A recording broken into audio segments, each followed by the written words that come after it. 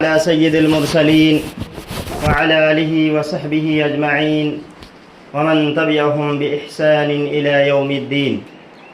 أما بعد، فقد قال الله عز وجل في كلامه المجيد وفرقانه الحميد: أعوذ بالله من الشيطان الرجيم. بسم الله الرحمن الرحيم. قل إن صلاتي ونسكي ومحياي ومماتي لله رب العالمين. وقال النبي صلى الله عليه وسلم: ضحى رسول الله صلى الله عليه وسلم والمسلمون. উপস্থিত সম্মানিত মুসাল্লিগণ, সমস্ত প্রশংসা ও গুণগান সেই মহান আল্লাহ পাকের জন্য, যে মহান আল্লাহ সুবহানাহু ওয়া তাআলা আমাদেরকে সর্বের সেরা অতি উত্তম করে সৃষ্টি করেছেন। সেই মহান আল্লাহ সুবহানাহু ওয়া তাআলার একমাত্রই প্রশংসা। তারপরে বিশ্বনবী জনাব মুহাম্মদ রাসূলুল্লাহ সাল্লাল্লাহু আলাইহি ওয়াসাল্লামের প্রতি কোটি কোটি দরুদ ও সালাম অবিতর্ণ হোক। আল্লাহুম্মা সাল্লি আলাইহি আল্লাহুম্মা বারিক আলাইহি। মুআজ্জাজ সামিঈন, আমি আপনাদের সম্মুখে কোরআন মাজিদ থেকে একটি আয়াত তিলাওয়াত করেছি এবং প্রিয় নবী সাল্লাল্লাহু আলাইহি ওয়াসাল্লামের মধুর বাণী থেকে একটি হাদিস আপনাদের সম্মুখে পরিবেশন করেছি। সেই কোরআনী আয়াত এবং হাদিসকে সামনে রেখে আজকে আমার বক্তব্য বিষয় হচ্ছে কুরবানি কবুল হওয়ার উপায়। সম্মানিত সামিঈন, এই কুরবানি একটি গুরুত্বপূর্ণ ইবাদত, যে ইবাদত দ্বারা দিয়ে আল্লাহ সুবহানাহু ওয়া তাআলাকে রাজি করা যেতে পারে, আল্লাহকে খুশ করা যেতে পারে। এই ইবাদতের অনেক গুরুত্ব রয়েছে। তার গুরুত্বটা জানার আল্লাহ সুবহানাহু ওয়া তাআলা কোরআন মাজিদের মধ্যে নামাজের সাথে সাথে, নামাজের পরে পরে আল্লাহ সুবহানাহু ওয়া তাআলা কুরবানি করার আদেশ করেছেন, কুরবানি করার হুকুম করেছেন। যেমন আল্লাহ রাব্বুল আলামিন বলেন: ইন্না আ'তাইনাকাল কাউসার ফাসাল্লি লিরাব্বিকা ওয়ানহার ইন্না শানিয়াকা হুয়াল আবতার। আল্লাহ রাব্বুল আলামিন এখানে বলেন, হে মুহাম্মদ সাল্লাল্লাহু আলাইহি ওয়াসাল্লাম, তোমাকে আমি হজে কাউসার দান করলাম এবং তুমি আল্লাহ রাব্বুল আলামিনের জন্য, তোমার নিজের প্রতিপালকের জন্য, তোমার রবের জন্য নামাজ পড়ো এবং কুরবানিও করো।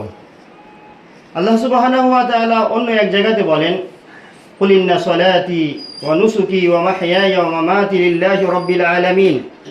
আল্লাহ রাব্বুল আলামিন প্রিয় নবী জনাব মুহাম্মদ রাসূলুল্লাহ সাল্লাল্লাহু আলাইহি ওয়াসাল্লামকে বললেন, হে মুহাম্মদ, তুমি বলে দাও, আমার নামাজ, আমার কুরবানি, আমার জীবন, আমার মরণ শুধুমাত্র আল্লাহ রাব্বুল আলামিনের জন্য।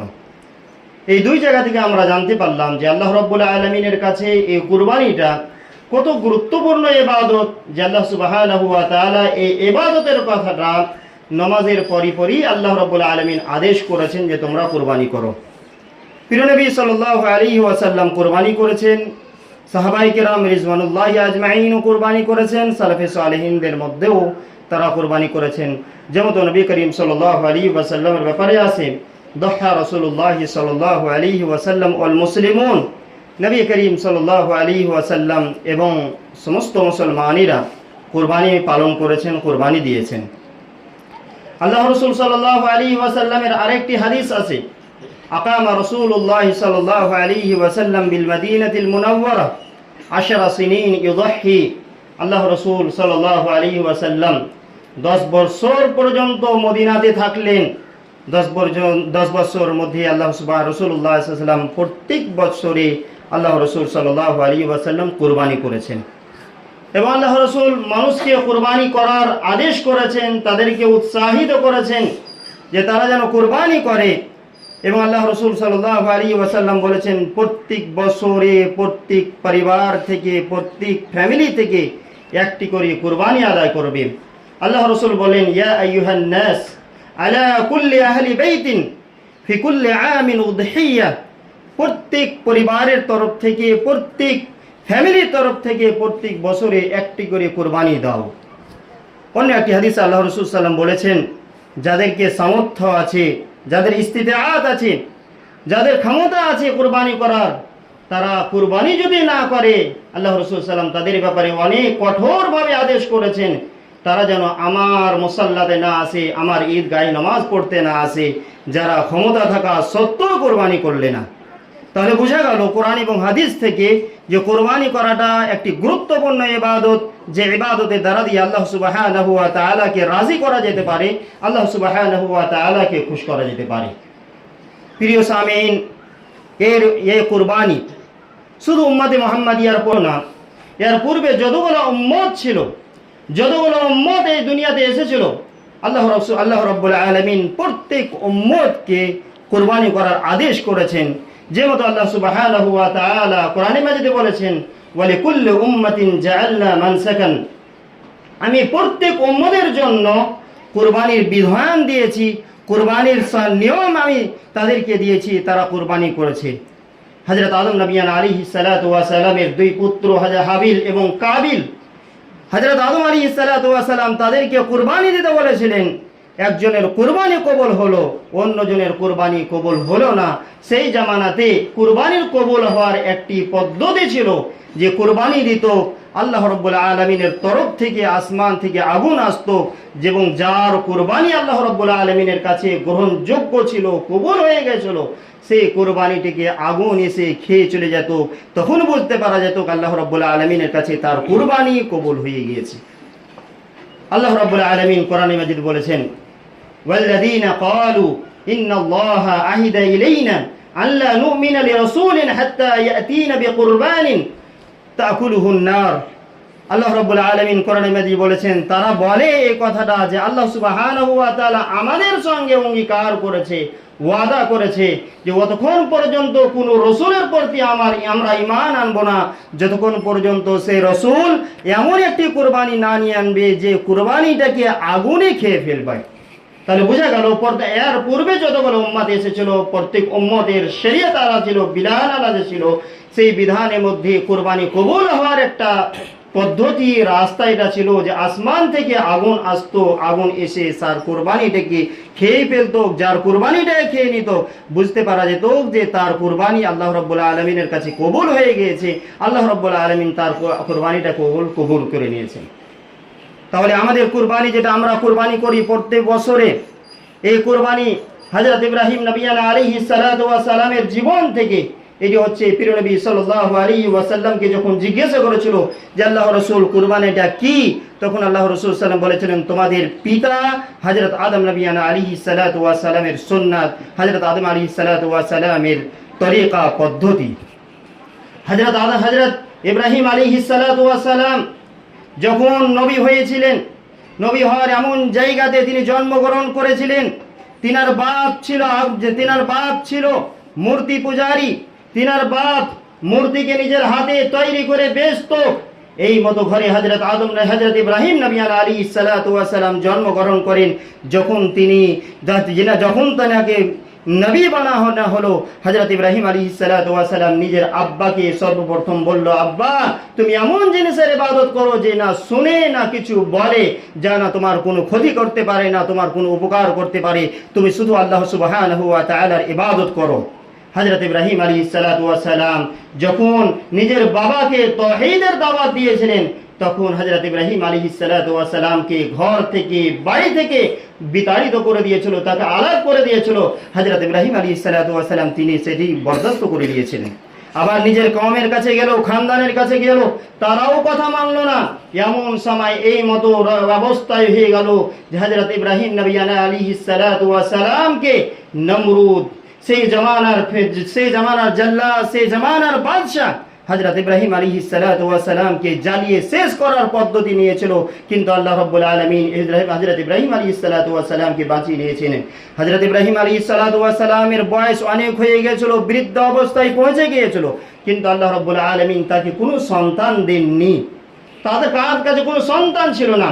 আল্লাহ রাব্বুল আলামিনের কাছে চেয়েছিলেন, রব্বি হাবলি মিনাস সালিহিন, হে আল্লাহ রাব্বুল আলামিন আমাকে একটি ফরমাবরদার, একটা নেক সন্তান তুমি দান করো। আল্লাহ রাব্বুল আলামিন তাকে একটি সন্তান দান করলেন। আবার হুকুম হইল সন্তানটিকে নিয়ে যে জঙ্গলের মধ্যে রেখে এসো। যখন সে হযরত ইব্রাহিম আলাইহিস সালাতু ওয়াস সালামের পুত্র হযরত ইসমাঈল যখন বড় হয়ে গেলেন, আহলে ইলম লেখেন তার বয়স যখন 13 বছর হয়ে গিয়েছিল, আল্লাহ রাব্বুল আলামিন হযরত ইব্রাহিম আলাইহিস সালাতু ওয়াস সালামকে স্বপ্ন দেখাচ্ছেন যে হযরত ইব্রাহিম আলাইহিস সালাম নিজের হাতে নিজের পুত্র হযরত ইসমাঈল আলাইহিস সালাতু ওয়াস সালামকে কুরবানি করেন। فلما بلغ معه السعي قال يا بني إني أرى في المنام أني أذبحك فانظر ماذا ترى। হযরত ইব্রাহিম আলাইহিস সালাতু ওয়াস সালাম নিজের সন্তানকে বলল, হে ইসমাঈল, আমি স্বপ্ন দেখেছি যে তোমাকে আমি নিজের হাতে জবাই করছি, তোমাকে নিজের হাতেই কুরবানি করছি। হযরত ইসমাঈল আলাইহিস সালাতু ওয়াস সালাম একবার কিছু বললেন না। হযরত ইসমাঈল আলাইহিস সালাতু ওয়াস সালাম বললেন, হে আমার আব্বা, যখন আল্লাহ আপনাকে আদেশ করেছে, আপনাকে যখন অর্ডার করেছে আল্লাহ রাব্বুল আলামিন, আমি প্রস্তুত আছি, আমি তৈয়ার আছি। হযরত ইসমাঈল আলাইহিস সালাতু ওয়াস সালামকে কুরবানি করার জন্য নিজের বাপ হযরত ইব্রাহিম আলাইহিস সালাতু ওয়াস সালাম প্রস্তুত নিলেন। সেই কুরবানি আল্লাহ রাব্বুল আলামিন হযরত ইসমাঈলকে জবাই করার উদ্দেশ্য ছিল না, হযরত ইব্রাহিম আলাইহিস সালাতু ওয়াস সালাম এবং তিনার পুত্র হযরত ইসমাঈল আলাইহিস সালাতু ওয়াস সালামের অন্তরখানা দেখতে চেয়েছিল, তার আমলখানা দেখতে চেয়েছিল যে তারা আল্লাহ এবং আল্লাহ রাব্বুল আলামিনের হুকুম মতন আমল করছে কিনা। সেই ব্যাপারটা আল্লাহ রাব্বুল আলামিন তার ইমতিহান নিয়েছিল। দুইনো বাপ বেটা আল্লাহ রাব্বুল আলামিনের সেই ইমতিহানে কামিয়াব হয়ে গিয়েছিল। প্রিয় ভাইরা, এই মতো করে কুরবানি সেই জামানা থেকে, সেই যুগ থেকে চলে আসছে, আর জীবন কিয়ামত পর্যন্ত এই কুরবানি চলতে থাকবে। কুরবানিটা কবুল কেমন করে হবে, কি এমন পদ্ধতি আছে যে পদ্ধতিটা আমরা যদি আপনিয়ে নিই, তার কারণে আল্লাহ সুবহানাহু ওয়া তাআলা আমাদের কুরবানিটাকে কবুল করে নেবেন। আল্লাহ রাব্বুল আলামিনের কাছে আমাদের আপনার কুরবানি গ্রহণযোগ্য হয়ে যাবে। কুরবানি কবুল হওয়ার দুটি পদ্ধতি রয়েছে, দুইটি রাস্তা রয়েছে। একটি পদ্ধতি হচ্ছে পশুর ক্ষেত্রে, জানোয়ারের ক্ষেত্রে, এবং দ্বিতীয়ত উপায় হচ্ছে কুরবানি দাতার ক্ষেত্রে। যারা কুরবানি দেয়, কুরবানি যে তরফ থেকে দেওয়া হয় তার ক্ষেত্রে কুরবানি কবুল হওয়ার উপযোগ বা কবুল হওয়ার যোগ্যর মাত্র দুটি শর্ত রয়েছে। একটি হচ্ছে পশুর ক্ষেত্রে, দ্বিতীয়টি হচ্ছে যে কুরবানি দেয় তার ক্ষেত্রে। পশুর ক্ষেত্রে কিছু শর্ত রয়েছে, যে শর্তগুলি পাওয়া গেলে আল্লাহ সুবহানাহু ওয়া তাআলার কাছে কুরবানিটা গ্রহণযোগ্য হবে, কুরবানিটা কবুল হবে। সে শর্তের মধ্যে সর্বপ্রথম শর্ত হচ্ছে সেই কুরবানির পশুগুলা বাহিমাতুল আনআমের মধ্যে হতে হবে। বাহিমাতুল আনআম 4 প্রকারের পশু, এবং পুরুষ এবং মহিলা তার মধ্যে 8টি রয়েছে, যে তার মধ্যে পশুগুলা হতে হবে। আর সেইগুলা কি? উট, গায়, বকরি এবং ভেড় এবং দুম্বাও তার মধ্যে শামিল। কুরবানির জন্য এই 4 প্রকার জানোয়ার হতে হবে, 4 প্রকার পশু হতে হবে। প্রিয় নবী সাল্লাল্লাহু আলাইহি ওয়াসাল্লাম, আল্লাহ রাব্বুল আলামিন এবং প্রিয় নবী সাল্লাল্লাহু আলাইহি ওয়াসাল্লাম এটি আদেশ করেছেন। এই মতো করে কুরবানি এই জানোয়ার গালার মধ্য থেকে দিতে হবে। যে মতো আল্লাহ রাব্বুল আলামিন কোরআনের মধ্যে বলেছেন, ওয়ালিকুল্লি উম্মাতিন জাআলনা মানসাকান লিয়াযকুরু ইসমাল্লাহ আলা মা রাযাকাহুম মিন বাহিমাতিল আনআম। দ্বিতীয় শর্ত হচ্ছে সেই কুরবানির জানোয়ার দাতা হতে হবে, 2 দাতা হতে হবে। 2 দাতা কুরবানি আল্লাহ রাব্বুল আলামিনের গ্রহণযোগ্য হওয়ার জন্য, আল্লাহ রাব্বুল আলামিনের কাছে কবুল হওয়ার জন্য দ্বিতীয় শর্ত হচ্ছে যে সেই কুরবানির পশুটা দাতা হতে হবে। আল্লাহ রাসূল সাল্লাল্লাহু আলাইহি ওয়াসাল্লাম বলেছেন, লা তাযবাহু ইল্লা মুসিন্নাহ, তোমরা শুধু 2 দাতা পশুগুলোকে কুরবানি করবে। এই হাদিসের ব্যাখ্যা করতে গিয়ে আল্লামা ইবনে নওয়ী রাহমাতুল্লাহ আলাইহি বলেন, আল্লাহ ইবনে নবী রাহমাতুল্লাহ আলাইহি তিনি বলেন, আল মুসিন্নাতু হিয়া সানিয়াতু মিনাল গানামি ওয়াল বাকরি ওয়াল ইবলি ওয়া ফামা ফাওকাহা। ইমাম ইবনে রাহমাতুল্লাহ আলাইহি এই হাদিসের ব্যাখ্যা করতে গিয়ে বলেন যে মুসিন্না হচ্ছে সেই দাঁতা বকরি বা গায় বা উট এবং তার থেকে বেশিও হতে পারে এই মতো পশু কুরবানির জন্য আল্লাহ লিত হবে, আল্লাহ রাব্বুল আলামিনের কাছে এই মতো কুরবানির জানোয়ার গ্রহণযোগ্য হবে। পশুর ক্ষেত্রে একটি তৃতীয় শর্ত রয়েছে যে পশুটা আল্লাহ রাব্বুল আলামিনের জন্য কুরবানি করার জন্য একটি শর্ত, তার মধ্যে একটি হচ্ছে সেই কুরবানির পশুটা নিখুঁত হতে হবে, তার মধ্যে কোনো আয়েব যেন না থাকে।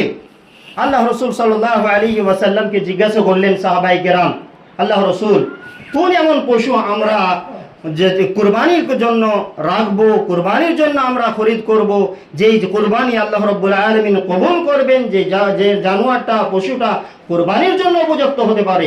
আল্লাহ রাসূল সাল্লাল্লাহু আলাইহি ওয়াসাল্লাম বলেছেন, আরবাউন লা তাজুজু ফিল আদাহি, চার প্রকার এমন পশু রয়েছে, চার প্রকার এমন আয়েব রয়েছে, ত্রুটি রয়েছে, সেই ত্রুটি যদি থাকে সেই পশুটি সেই জানোয়ারটি কুরবানি করা চলবে না।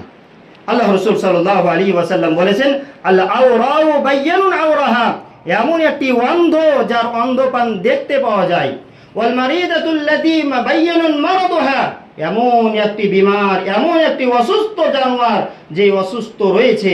এবং তৃতীয় সিফাত আল্লাহ রাসূল সাল্লাল্লাহু আলাইহি ওয়াসাল্লাম বলেছেন, আল আরজাউ বায়্যানুন আরজুহা, এমন ল্যাংড়াপান যে ল্যাংড়াপানটা দেখতে পাওয়া যায়। এবং চতুর্থ নম্বরে আল্লাহ রাসূল সাল্লাল্লাহু আলাইহি ওয়াসাল্লাম বলেছেন, আল্লাহ রাসূল সাল্লাল্লাহু আলাইহি ওয়াসাল্লাম বলেছেন, এমন একটি কমজোর পশু চলবে না যার গুদা থাকে না, খুবই কমজোর হয়ে যায়।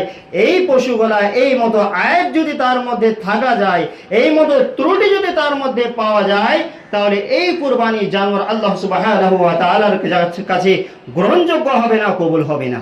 তাহলে আমরা জানতে পারলাম পশুর ক্ষেত্রে কিছু শর্ত রয়েছে যে আল্লাহ সুবহানাহু ওয়া তাআলার কাছে গ্রহণযোগ্য হওয়ার জন্য। দ্বিতীয় শর্ত হচ্ছে যে কুরবানি দাতার জন্য, কুরবানি দেনেওয়ালার জন্য, তার মধ্যে একটি শর্ত হয়েছে যে এই নিয়াত আমার আপনার এই মতো নিয়াত হতে হবে যে আমার কুরবানি শুধুমাত্র আল্লাহকে খুশ করার জন্য, আল্লাহকে রাজি করার জন্য। আমাদের অন্তরটা সাফ হওয়া উচিত যে আল্লাহ আমি যে কুরবানি করছি, কুরবানির জানোয়ারটা কুরবানিটা শুধুমাত্র আল্লাহ রাব্বুল আলামিনের জন্য, কোনো মানুষকে দেখানোর জন্য নয়, লোকজনকে দেখানোর জন্য নয়, সমাজে আমার নাম হবে, সমাজে আমার শোহরত হবে সেই জন্য নয়, শুধু কুরবানির জানোয়ার, কুরবানিটা আল্লাহ রাব্বুল আলামিনকে রাজি করার জন্য, আল্লাহকে সন্তুষ্ট করার জন্য করতে হবে। আল্লাহ সুবহানাহু ওয়া তাআলা কোরআন মাজিদের মধ্যে অনেক জায়গাতে আল্লাহ রাব্বুল আলামিন বলেছেন, ওয়া মা উমিরু ইল্লা লিয়াবুদুল্লাহ মুখলিসিনা লাহুদ্দিন, আল্লাহ রাব্বুল আলামিন তোমাদেরকে শুধুমাত্র এই জিনিসটা আদেশ করেছে যে তোমরা তার দ্বীনকে খালিস করে আল্লাহ রাব্বুল আলামিনের ইবাদত করবে। এই মতো করে একটি গুরুত্বপূর্ণ শর্ত রয়েছে যে কুরবানি যে দিবে, কুরবানির পয়সাটা, কুরবানির টাকাটা হালাল পদ্ধতিতে হতে হবে, তাহলে আল্লাহ রাব্বুল আলামিনের কাছে কুরবানি কাবিলে কবুল হবে, গ্রহণযোগ্য হবে। নয় ঠিক যত বড় বড় কুরবানি করুক না কেন, হালাল পয়সা যদি না হয়, হারাম পয়সা দিয়ে যদি কুরবানির পশু যদি খরিদ করে থাকে, যতই বড় বড় কুরবানি করুক না কেন, আল্লাহ রাব্বুল আলামিন এই মতো কুরবানির কোনো প্রয়োজন নাই, আল্লাহ রাব্বুল আলামিন এই মতো কুরবানি কবুল করেন না। আল্লাহ রাব্বুল আলামিন বলেন, ইয়া আইয়ুহাল্লাযীনা আমানু আনফিকু মিন তাইয়্যিবাতি মা কাসাবতুম মিম্মা আখরাজনা লাকুম মিনাল আরদ। আল্লাহ রাব্বুল আলামিন বলেছেন, হে মানুষেরা, হে ইমানদার ব্যক্তিরা, তোমরা আল্লাহ রাব্বুল আলামিনের কাছে, আল্লাহ রাব্বুল আলামিনের জন্য পবিত্র জিনিসকে আল্লাহ রাব্বুল আলামিনের জন্য খরচ করো। হাদিসের মধ্যে এসেছে যে আল্লাহ রাব্বুল আলামিন হচ্ছে পবিত্র এবং আল্লাহ রাব্বুল আলামিন পবিত্র জিনিসকেই আল্লাহ রাব্বুল আলামিন কবুল করেন। আল্লাহ রাব্বুল আলামিন পবিত্র জিনিসকে আল্লাহ রাব্বুল আলামিনের কাছে গ্রহণযোগ্য হবে। প্রিয় সামিন, এর মতো করে অনেকগুলো শর্ত রয়েছে, ওর মধ্যে একটি গুরুত্বপূর্ণ শর্ত হচ্ছে সেই কুরবানিটাকে সময়ের মধ্যে করতে হবে। তার সময়টা শুরু হয় ঈদের নামাজ পড়ার থেকে নিয়ে, নামাজ পড়ার পর থেকে নিয়ে জিলহিজ্জা মাসের 13 তারিখের সন্ধ্যা পর্যন্ত, অর্থাৎ কুরবানির 10 জিলহিজ্জার পরে কালকে পর থেকে নিয়ে তারপরে আরো 3 দিন, এই 3 দিনে 4 দিনের মধ্যে যে কোনো সময়তে কুরবানিটা করা যেতে পারে। তার আগে যদি কেউ কুরবানি করে বা তারপরে যদি কুরবানি করে, তা আল্লাহ রাব্বুল আলামিনের কাছে এই মতো কুরবানি কবুল হবে না, আল্লাহ রাব্বুল আলামিনের কাছে গ্রহণযোগ্য হবে না। শেষের বেলা আল্লাহ সুবহানাহু ওয়া তাআলার কাছে দোয়া করি যে আল্লাহ সুবহানাহু ওয়া তাআলা আমাদেরকে ভালোভাবে আমাদের